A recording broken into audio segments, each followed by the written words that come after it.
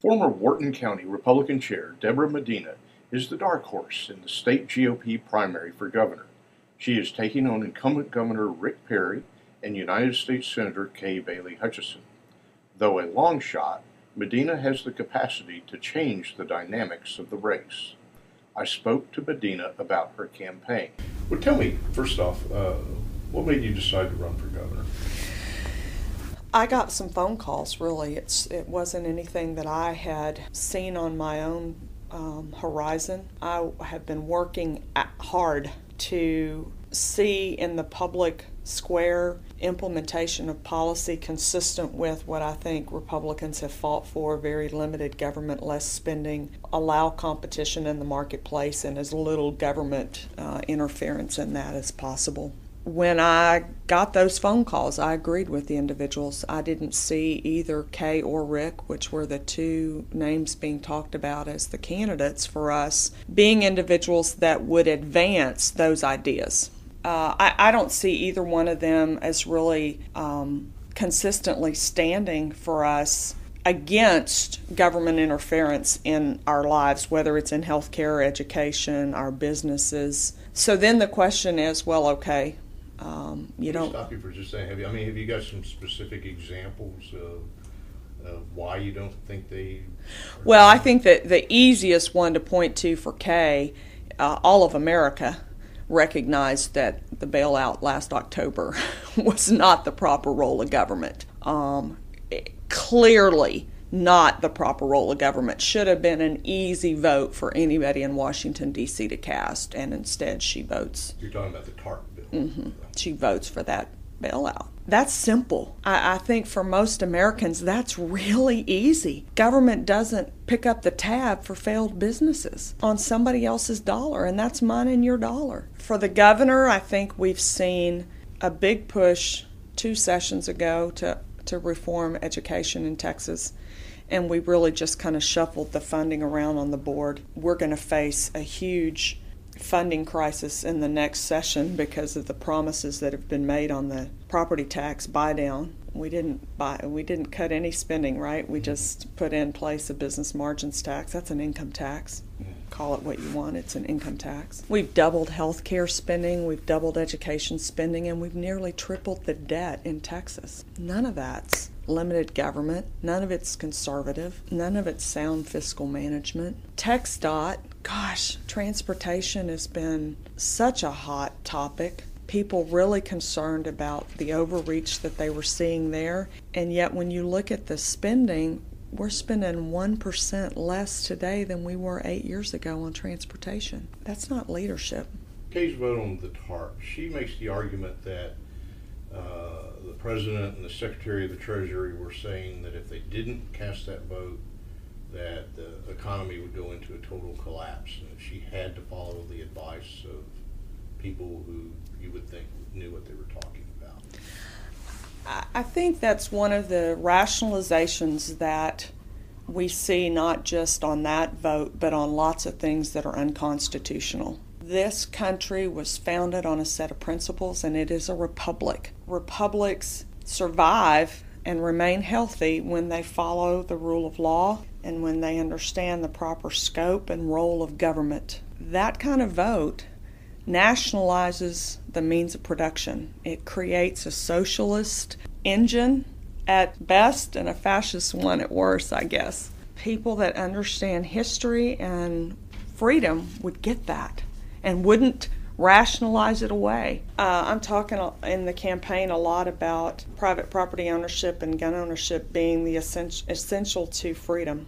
You don't have those two things and you're not free, and saying that we unequivocally can't surrender and can't compromise those two things away. You can make lots of arguments for why you ought to give up just a little bit of that. That's a statist argument. It's not one that protects freedom. And I think the same is true with that bailout bill. And now the proof's in the pudding, right?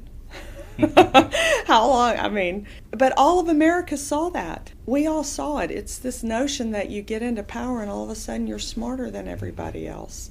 And what about Perry?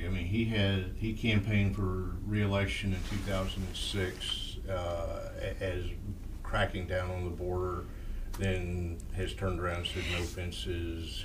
Can I step back a step? He also campaigned for the bailout. Yeah. In October. He issued a joint statement along with the chair of the Democrat Governors Association.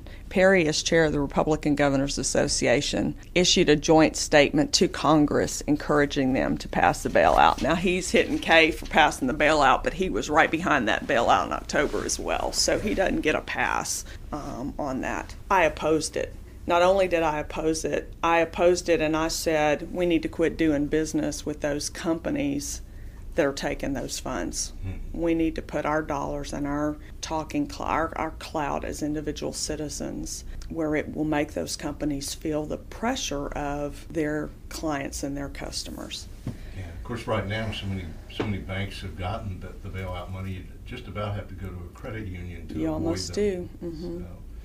So, and some have. I think the Republican assemblies have pulled their money out of one bank for that reason. They kind of took my lead on that and went to their Republican Assembly State Convention and passed a resolution, and they pulled. I mean, it wasn't a lot of money. I would guess it wasn't a lot of money. I don't know how much it was, but it's the principle that you're going to run your business that way. We're not going to have anything to do with you. Yeah. Yes. My understanding is you were an organizer for Ron Paul last year. I was. Mm-hmm. Okay. Well, in the presidential campaign, just a volunteer. Mm-hmm. I did actually, for about 6 weeks, work on his congressional reelection campaign.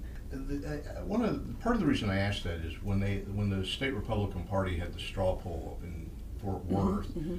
one of the problems that the Ron Paul supporters had there was many of them had not voted in the Republican primary before, so they couldn't attend the straw poll. Do you feel like perhaps part of the constituency you're reaching out to are not necessarily regular Republican primary voters? You know, I do. I think that the Tea Parties and the 912 groups have, visibly brought those people together. I think we've seen, if you look at the numbers, we know that there are a lot of people registered to vote who don't vote in the primaries. They're awake now and paying attention and ready to participate. Unfortunately, in many ways, the Republican Party has kind of closed the door and not wanted those folks in. And I think Kay and Rick would say that. Rick in particular, the fewer people that vote in the primary, the more likely he is to pull out a victory. Mm-hmm. So our challenge is to get those folks to vote, and I think they're ready to do that. And how are you going to fulfill that challenge? Getting them to vote. Mm-hmm. We're busting our butts all over Texas, working really hard. I mean, clearly we don't have the deep pockets. A lot of our supporters would say that just means I'm not bought and paid for. I think, Rick raising $4 million in 9 days disgusts most of us. We know that's not everyday average Joes making those contributions. That's deep pockets. Wealth is a wonderful thing. And none of us should begrudge people who have worked hard to make a lot of money. But when it buys our politicians for influence, I think it corrupts what we all think we're out here working for, which is elected officials who will uphold the rule of law, understand the role of government, see justice done, and represent the people.